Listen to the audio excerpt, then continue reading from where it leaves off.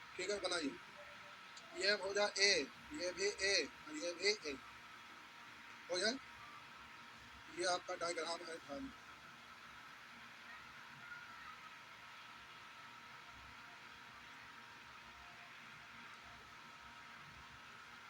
तो हम बोले प्यारे आयतन निकालिएगा, तो पहले भाषा लिखा दो क्या आप?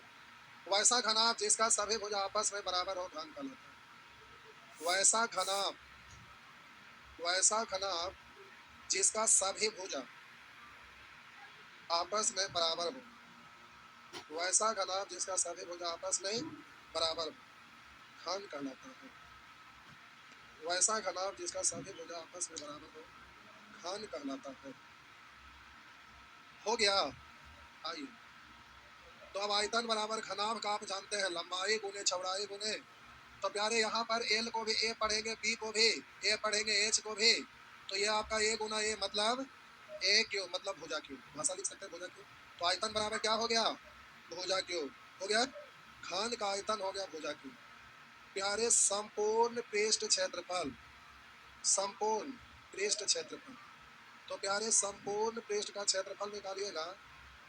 संपूर्ण पृष्ठ क्षेत्रफल तो घनाभ का होता है 2 into L B plus B H plus H L, घनाभ का होता है। लेकिन घन में था 2 into A plus A plus A into A. तो ये आपका हो गया A square plus A square plus A square, मतलब 2 गुने 3 ए स्क्वायर यानी 3 दूनी 6 ए स्क्वायर 6 ए स्क्वायर यानी 6 इंटू भुजा स्क्वायर। संपूर्ण पृष्ठ का क्षेत्रफल 6 इंटू भुजा स्क्वायर। आप बोले विकर्ण निकालिएगा, तो विकर्ण आपका होता है under root L square plus B square plus H square, मतलब A square plus A square plus A square, मतलब हो गया 3 ए स्क्वायर। 3 का रूट नहीं निकलेगा, रूट 3 ए स्क्वायर के लिए ए यानी रूट 3 ए, रूट 3 ए यानी रूट 3 इंटू भुजा, रूट 3 इंटू भुजा हो गया। आइए, आयतन भुजा क्यूब संपूर्ण पृष्ठ क्षेत्रफल 6 इंटू भुजा स्क्वायर, विकर्ण होगा रूट 3 इंटू भुजा। हो गया, याद रहेगा।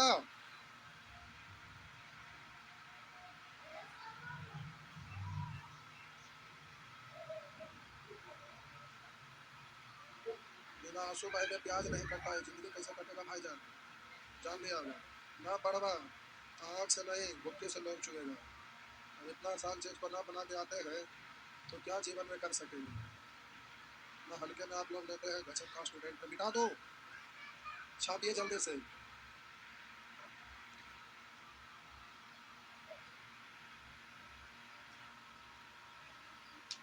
हो गया।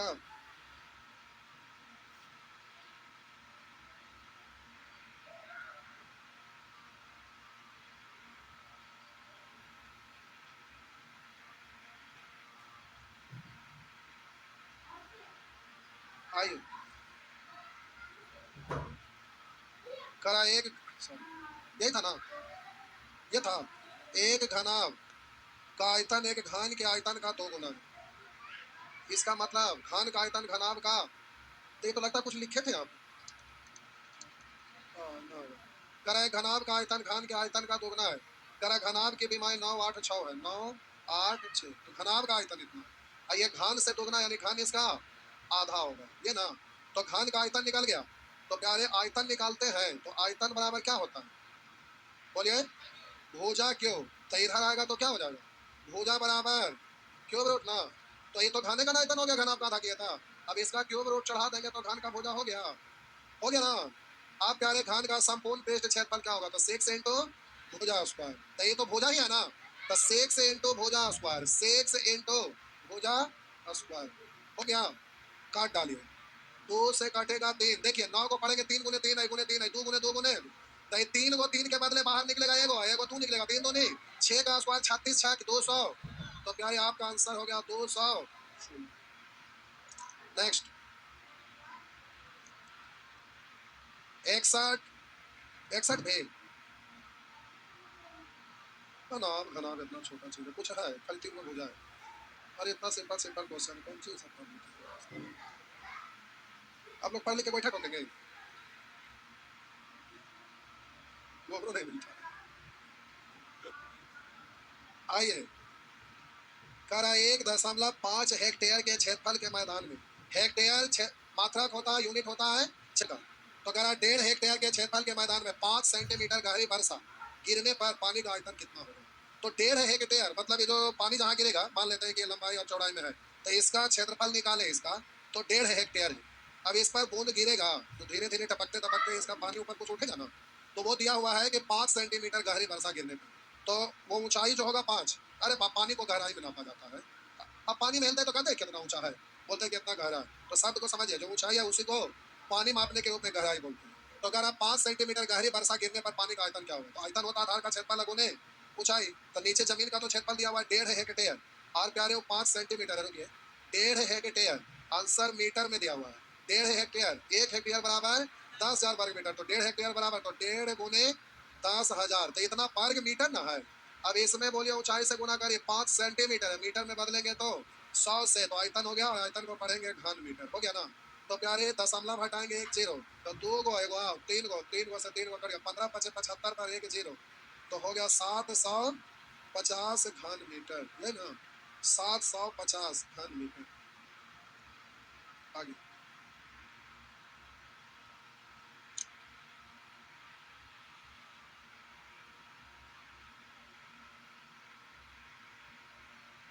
तो ताजुब लगता है कि दुनिया क्या है, कुछ नहीं पढ़ते।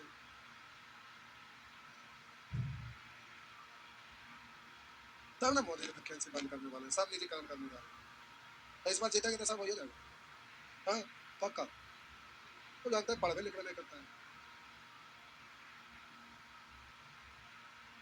हाँ तो क्या दिक्कत है उससे, किसको कोचिंग बंद हो जाएगा तो यही होगा। कोचिंग पढ़ाना आसान काम समझते हैं, आसान काम है, और हमको नहीं लगता है कि कोई ऐसा बिजनेस होगा जिसमें इतना पैसा खर्चा होता है जितना कोचिंग। हाँ ये आगे बढ़िए।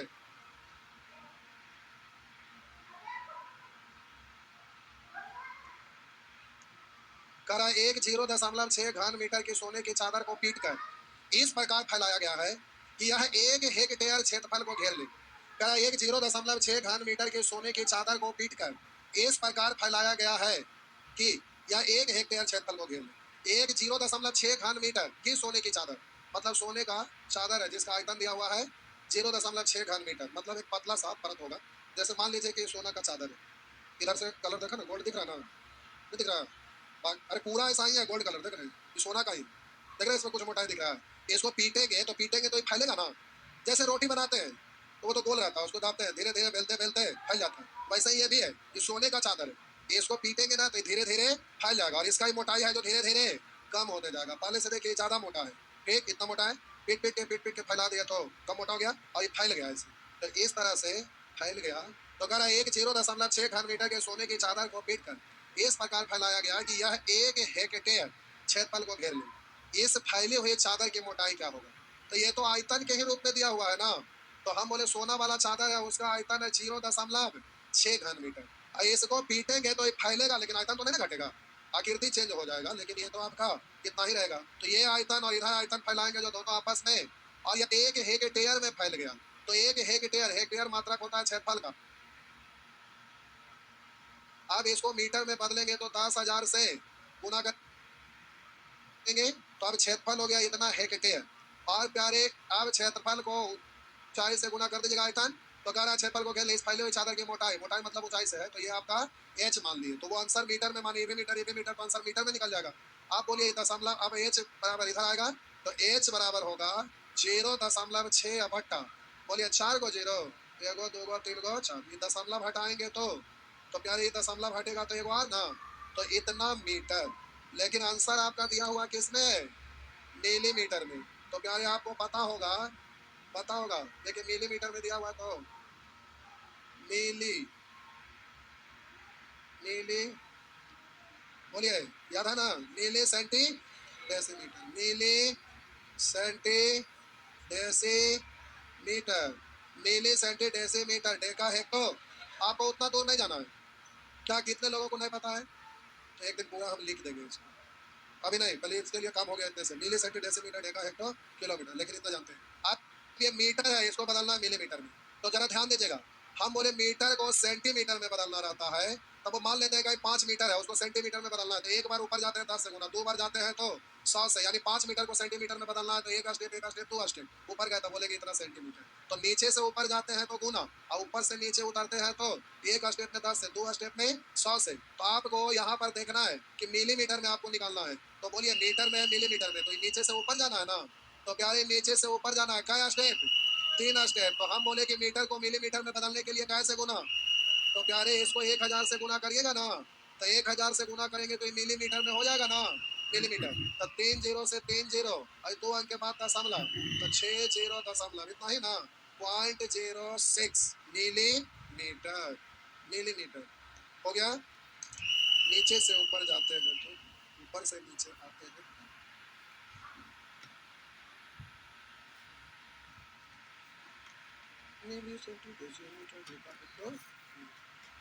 मनोहर पोथी का किताब आता है, उसमें लिखल रहता है, मनोहर पोथी का किताब ट्रेन पर जाते होंगे, पतला सा कभी कभी दिखता होगा, नहीं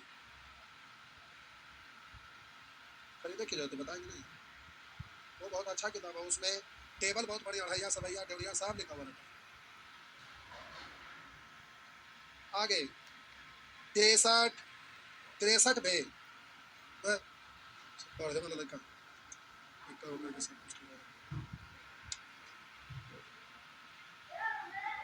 एक आयताकार टंकी, एक आयताकार टंकी 8 मीटर लंबी 5 मीटर चौड़ी है, एक आयताकार टंकी 8 मीटर लंबी तथा 5 मीटर चौड़ी है, इसमें 144 घन मीटर पानी पहले से ही है। करा एक आयताकार टंकी 8 मीटर लंबी 5 मीटर चौड़ी है, उसमें 144 घन मीटर पानी पहले से ही है, तो उसकी कुल धारिता का 60% है। टंकी की गहराई क्या है, तो प्यारे वहां 144 घन मीटर पानी है, करा इनमें 144 घन मीटर, 144 घन मीटर पानी पहले ही से, जो उसकी कुल धारिता का 60% है। टोटल धारिता तो ये टोटल आयतन इतना ना हो गया, तो टंकी की गहराई, तो हम बोले इधर आयतन इतना, उधर आयतन होगा 8 मीटर लंबी 5 मीटर चौड़ी और 1 मीटर ऊंची गहराई, बोलिए अभी दोनों तो आयतन है, इसलिए दोनों आपस में काट डालिए, 0 से 0 6 से काटेंगे, 6 दूनी 12 2 6 8 तिया 24 और 5 दूनी 10, तो h बराबर हो गया 6 मीटर, हो गया ना,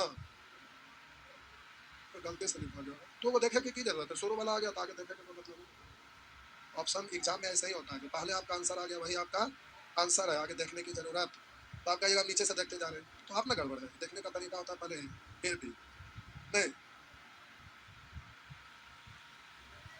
आइए हो गया ना,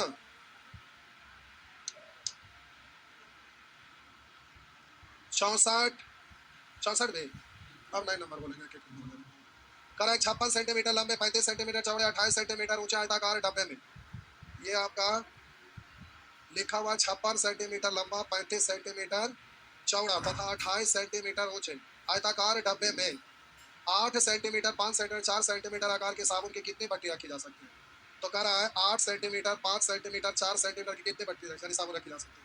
तो प्यारे देखिए ये मान लेते हैं कार्टून है एक बड़ा सा, क्या है, एक कार्टून है बड़ा सा, ठीक, ये आपका एक बड़ा सा कार्टून है, इसमें आपका साबुन रखा हुआ है, साबुन रखा हुआ है, तो प्यारे ये आपका साबुन रखा हुआ है, ठीक, ऐसे तो साबुन रखिएगा तो ऐसे ऐसे पूरा में भरिएगा, तो ये साबुन जगह लेगा ना, तो एक साबुन इतना आयतन लेगा, तो पूरा में ऐसा ऐसा कहेगा, तो पूरा आयतन में से एक साबुन का आयतन से भाग देंगे, तो ऐसा ऐसा कहेगा जगह बनेगा, पता चल जाएगा।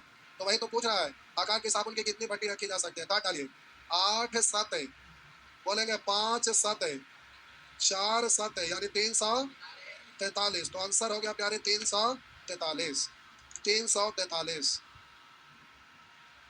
तब आप लोग पका देते हैं, अब लगता है ओके लग जाता है, ऑफलाइन से ज्यादा अच्छा होने लगा, पूछेगा तो कम से कम ऐसे दतिया तो नहीं बोलेगा थोड़ी सी भाई, एको को बनाते हैं, ऐसा हुआ क्या बनाए, एको को बनवे नहीं किया, इतना आसान चैप्टर है, अरे रखा हुआ था सामने वेल। आइए 24 मीटर लंबी 8 मीटर ऊंची 60 सेंटीमीटर चौड़ी दीवार बनाने के लिए 24 सेंटीमीटर लंबी 12 सेंटीमीटर चौड़ी 8 सेंटीमीटर ऊंची कितनी ईंट लगेगी, जबकि दीवार के कुल आयतन का 10% भाग सीमेंट तथा रेत के मिश्रण से बना हुआ है। दीवार बनते हुए देखे होंगे तो प्यारे मिस्त्री जब दीवार बनाता है ना, तो प्यारे दीवार बना हुआ देखे होंगे। ये तो प्लास्टर कर रही दीवार में तो पता नहीं चलेगा। दीवार बनाता है तो पहले आपको ईंट लगाता है ना, तो प्यारे इस तरह से आपको दिखता है कुछ। आगे से देखेंगे तो कुछ इस तरह से आपको दिखता है। दीवार गिरेगा तो आपको नहीं बोलिएगा, मिस्त्री लगाता है तो नहीं गिरेगा। ठीक, सीमेंट ठीक ठाक दिया है। अभी रुकिए, होता क्या है कि आगे से ऐसा ही दिखेगा। तो जब यहाँ पर एक लेयर ये ईंट लगाता है ना, तो प्यारे इस पे ऐसे करके मसाला देता है। अब फिर इसमें भी गैपिंग में ऐसे भरता है मसाला, नहीं, अब फिर ऐसे भर देता है, ईंटा लगाता है, अब फिर इस पर मसाला देता है। तो केवल ये जो इतना ऊंचा देख लिया दीवार, तो केवल ईंटा से ही नहीं हुआ, कुछ लेयर मसाला से भी ना हो गया। तो वही आपका प्रश्न में कह रहा है ना, क्या कह रहा है कि 24 मीटर लंबी, 8 मीटर ऊंची, 60 सेंटीमीटर चौड़ी दीवार। तो दीवार का आयतन हो गया 24 गुने 8 गुने 60 सेंटीमीटर है। तो सबको सेंटीमीटर में बदल दिया, क्योंकि इतना तो सेंटीमीटर में दिया हुआ है। तो हम बोले 24 मीटर को सेंटीमीटर में बदलेंगे 100 से गुना, 8 मीटर को सेंटीमीटर में बदलेंगे 100 से गुना, और 60। तो आयतन हो गया दीवार का इतना। कह रहा 24 मीटर लंबी, 8 मीटर ऊंची और 60 सेंटीमीटर चौड़ी दीवार बनाने के लिए। कि दीवार का इधर से मोटाई आपको दिख नहीं रहा है, वो आपका दिया हुआ 60 सेंटीमीटर, ऊंचाई दिया हुआ 8 मीटर, लंबाई दिया हुआ है 24 मीटर। आप कह रहा है दीवार बनाने के लिए 24 सेंटीमीटर लंबी, 12 सेंटीमीटर चौड़ी, 8 सेंटीमीटर ऊंची कितनी ईंटें लगेगी, जबकि दीवार के कुल आयतन का 10% भाग सीमेंट तथा रेत के मिश्रण से भरा है। तो ये जो आयतन है अपने आप में 100% है ना। तो प्यारे इसका 10% ये भरा हुआ है रेत से, सीमेंट से, तो इसका 90% निकालिएगा। 10% तो रेत से भरा हुआ, तो 90% ही ना ईंटा लगा हुआ है। तो ये आपका 90% कर देते टोटल ईंट हो गया, मतलब ईंट लगाए जाने वाला जगह का आयतन यह है। आप बोले एक ईंट का आयतन आपका दिया हुआ है 24 गुने 12 गुने 8। तो हम बोले एक ईंट का आयतन से भाग दे दिए, तो पूरा दीवार में ऐसा ऐसा कई ईंट लगेगा, वो काउंट नहीं हो जाएगा। टोटल आयतन में एक ईंटा के आयतन से भाग दे दिए तो ईंट की संख्या निकल जाएगा ना। 24 से 24, अब 12 से 60 कटेगा, 5 बार है, 2 जीरो से 2 जीरो, 8 से 8, तो हो गया 9 पंचे 45 पर 3 जीरो, यानी 45,000 ईंटा हो गया। 45,000 ईंटा, ठीक। छापी बड़का बिल्डिंग है। क्या हुआ? अरे वो ईटवा नहीं गिनना है, गिने में ईटवा लगल, ईट गिन रहे हैं। अच्छा, हमको समझा रहे हैं, हमको लगा ईटा।